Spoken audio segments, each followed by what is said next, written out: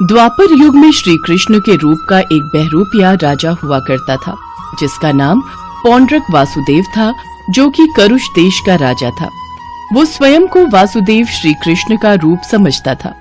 पौंड्रक शक्तिशाली राजा तो था, लेकिन साथ में बड़ा ही मूर्ख भी था। भगवान श्री कृष्ण की तरह दिखने के लिए वह चतुर्भुज रूप बनाकर हाथों में नकली सुदर्शन चक्र, बांसुरी, शंख, सिर पर मोर मुकुट, कोस्तोमणि और साथ ही पीले वस्त्र धारण करता था। श्री कृष्ण की तरह वेशभूषा बनाकर वो प्रजा को ये यकीन दिलाना चाहता था कि वही असली श्री कृष्ण है। पौंड्रक की तरह ही उसके दरबार में उसके 2 दूत थे, जिनमें से एक वीरभद्र नाम का दूत स्वयं को बलराम, जबकि एक द्वित नाम का वानर खुद को हनुमान होने की घोषणा करता है।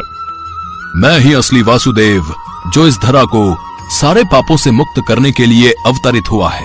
पौंड्रक जो चाहता है वो उसे पाकर ही रहता है। पौंड्रक ने जो एक बार सपना देख लिया वही उसका संकल्प है। महाराज, आप क्यों खुद को राजा पौंड्रक कहते हैं? अरे, आप तो वासुदेव श्री कृष्ण हैं। इनका कहना बिल्कुल ठीक है महाराज, मैं इनकी बात से पूरी तरह सहमत हूं। अगर वानर मेरे हनुमान हैं, तो आप मेरे बलराम भैया हैं। आपने जो ये श्री कृष्ण का रूप धारण किया है, आपके उस रूप से किसी को कोई आपत्ति नहीं है, किंतु मुझे आपत्ति है। वो ग्वाला श्री कृष्ण मेरी ही भांति मोर पंख, बांसुरी और चक्र पकड़े हुए रहता है, जो कि हमें कतई भी बर्दाश्त नहीं। ये तो सरासर आपका अपमान है महाराज। मेरी बात मानिए तो आप उस ग्वाले को चेतावनी भिजवा ही दीजिए। तुम्हारा कहना बिल्कुल सही है वानर, मैं आज ही उस ग्वाले को अपने दूत के हवाले संदेश भिजवा देता हूँ। फिर राजा पौंड्रक ने अपने एक दूत को श्री कृष्ण के पास द्वारका भेजा। द्वारका पहुँचते पहुँचते उसे काफी देर हो गई। द्वारका पहुँचते ही श्री कृष्ण ने उस दूत को बड़े आदर सत्कार के साथ अतिथि गृह में ठहराया। फिर अगली सुबह उसे संदेश देने के लिए राजसभा में उपस्थित किया गया। उस दूत के सभा में पहुँचते ही श्री कृष्ण ने उससे पूछा, श्री कृष्ण के दरबार में आपका स्वागत है। हे दूत, पहले ये बताइए कि आप किसका संदेश लेकर हमारे राज्य में आए हैं? हे महाराज, मैं करुष देश के राजा पौंड्रक का दूत हूँ, और उन्होंने मुझे आपके लिए एक खास संदेश देने के लिए यहाँ भेजा है। संदेशवाहक, तुम्हारे राजा का संदेश तुम निश्चिंत होकर पढ़ो। तुम्हारी सुरक्षा की जिम्मेदारी हमारी है। बताइए, आपके महाराज की क्या इच्छा है? धन्यवाद महाराज, अब मैं निश्चिंत होकर ये संदेश पढ़ सकता हूँ। हे महाराज, इस संदेश में जितने भी शब्द हैं वो सब राजा पौंड्रक के हैं, उनमें से एक भी शब्द मेरा नहीं है। संदेश में कुछ इस प्रकार लिखा है कि मैं राजा पौंड्रक, मेरा नाम वासुदेव श्री कृष्ण है, मैं ही असली कृष्ण हूँ, जबकि तुम बनावटी हो। इस पृथ्वी पर एकमात्र मैं ही श्री कृष्ण हूँ, दूसरा कोई नहीं है। प्राणियों पर कृपा करने हेतु एकमात्र मैंने ही जन्म लिया है। तुम तो केवल एक ग्वाला हो, जो बचपन में लोगों के घरों से माखन चुरा कर खाया करते थे। तुमने जो वासुदेव श्री कृष्ण का पाखंड रच रखा है, यदुवंशी, तुमने मूर्खतापूर्ण मेरे चिन्ह धारण कर रखे हैं। उन्हें छोड़कर मेरी शरण में आ जाओ। साथ ही जो मेरा चक्र तुमने चुरा रखा है, उसे मुझे लौटा दो। मैं आशा करता हूँ कि तुम्हें मेरी बात स्वीकार है, अन्यथा अपनी मृत्यु के लिए तैयार हो जाओ। दूत, अपनी मर्यादा में रहो, अन्यथा तुम्हारी मृत्यु हमारे हाथों तो निश्चित है। शांत सेनापति, शांत।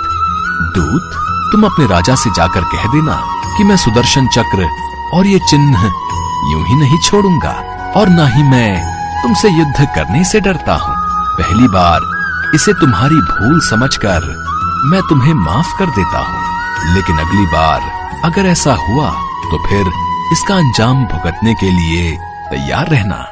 राजा पौंड्रक की चेतावनी को श्री कृष्ण गंभीरता से नहीं लेते, परंतु श्री कृष्ण की प्रजा इस चेतावनी को गंभीरता से लेने लगी। साथ ही राजा पौंड्रक के लिए प्रजा के मन में बेहद गुस्सा पनपने लगा। दूत ने जाकर श्री कृष्ण का जवाब पौंड्रक को सुनाया। पौंड्रक ने गुस्से में कहा, उस ग्वाले की इतनी हिम्मत कि उसने मेरे आदेश को मानने से इनकार कर दिया और मुझे मृत्यु की धमकी दी। मुझे लगता है कि अब वक्त आ गया है महाराज कि हमें द्वारका पर हमला कर देना चाहिए। नहीं, उससे पहले हमें उस ग्वाले का सर नीचे करना होगा। बड़ा घमंड है ना उसे अपने आप पर। लेकिन आप ऐसा कैसे करेंगे? इसके लिए मैं खुद को विष्णु अवतार घोषित करूंगा। साथ ही हर घर में अपनी मूर्ति रखवाकर उसकी पूजा करने को कहूंगा, और जो भी ऐसा करने से इनकार करे उसको सीधा मृत्यु दंड दिया जाए। जाओ, अब चारों ओर मेरे इस आदेश को फैला दो। पौंड्रक का ये आदेश वीरभद्र और वानर ने चारों ओर फैला दिया। साथ ही वो पौंड्रक के भगवान होने की घोषणा करने लगे।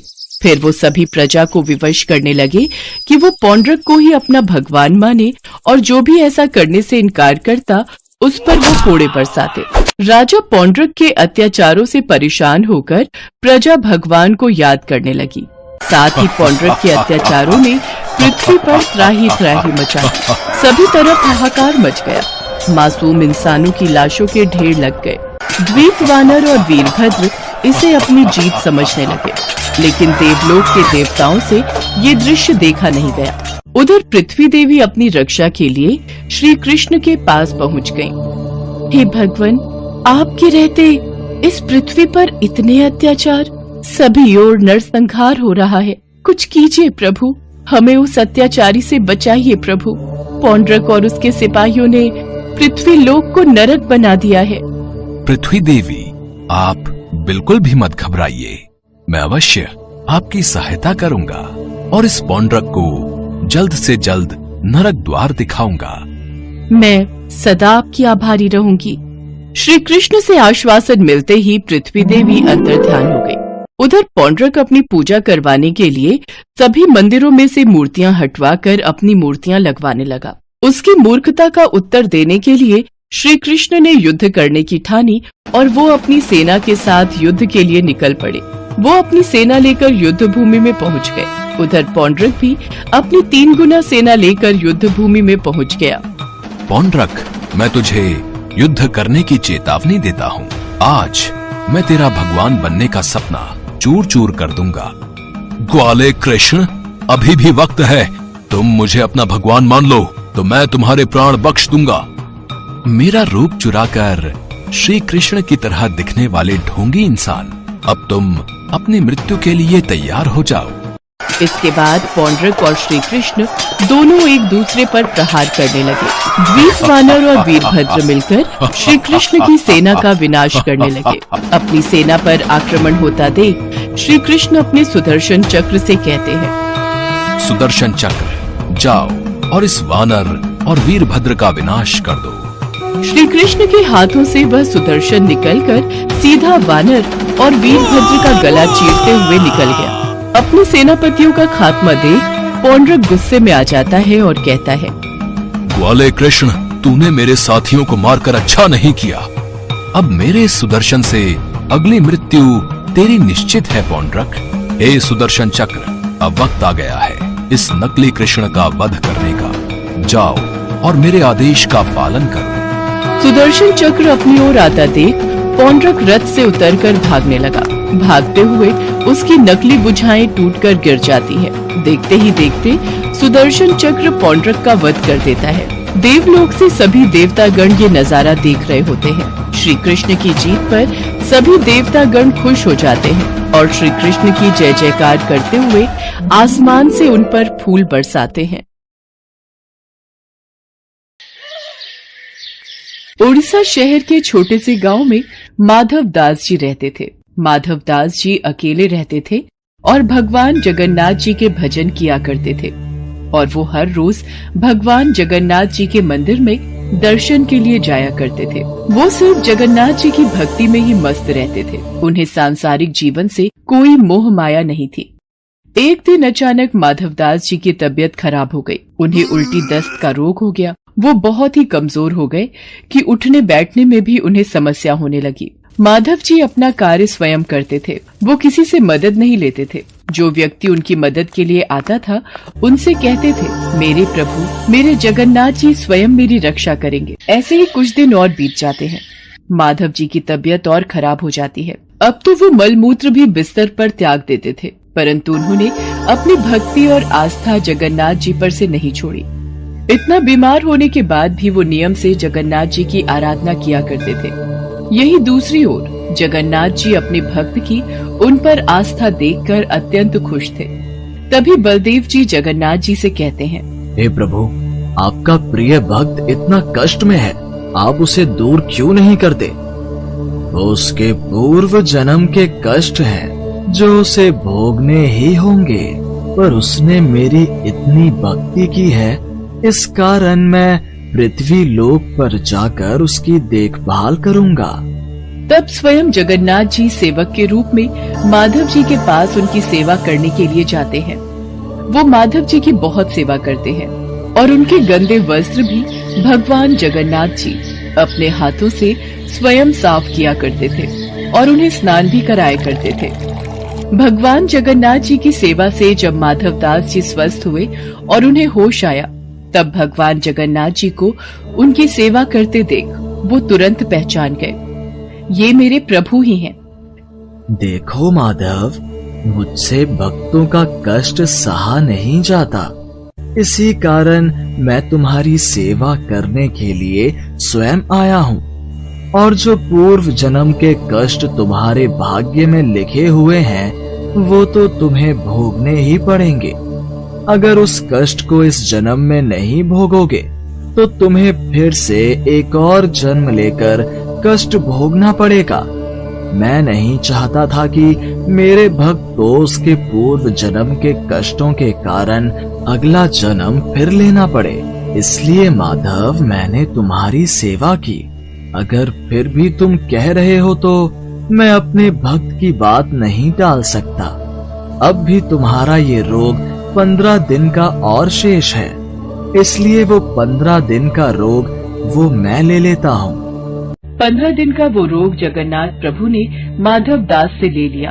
तब से भगवान जगन्नाथ जी 15 दिन के लिए बीमार रहते हैं। तब से आज तक हर वर्ष से यही चलता आ रहा है। ज्येष्ठ पूर्णिमा को भगवान जगन्नाथ जी को ठंडे जल से स्नान कराया जाता है। इस स्नान के बाद भगवान को बुखार आ जाता है। 15 दिनों तक भगवान जगन्नाथ जी को एकांत में एक विशेष कक्ष में रखा जाता है, जहाँ केवल उनके वेधा और निजी सेवक ही उनके दर्शन कर सकते हैं। इस दौरान भगवान जगन्नाथ जी को फल के रस, औषधि एवं दलिये का भोग लगाया जाता है और रोग मुक्त करने के लिए उन्हें काढ़ा भी पिलाया जाता है। भगवान के स्वस्थ होने पर अपने भक्तों से मिलने रथ पर सवार होकर निकलते हैं, जिसे रथ यात्रा कहा जाता है। इस रथ यात्रा में भगवान जगन्नाथ जी के साथ साथ उनके भाई और बहन भगवान बलदेव और देवी सुभद्रा की भी रथ यात्रा निकलती है। रथ यात्रा प्रतिवर्ष आषाढ़ मास की शुक्ल पक्ष की द्वितीय तिथि को निकलती है।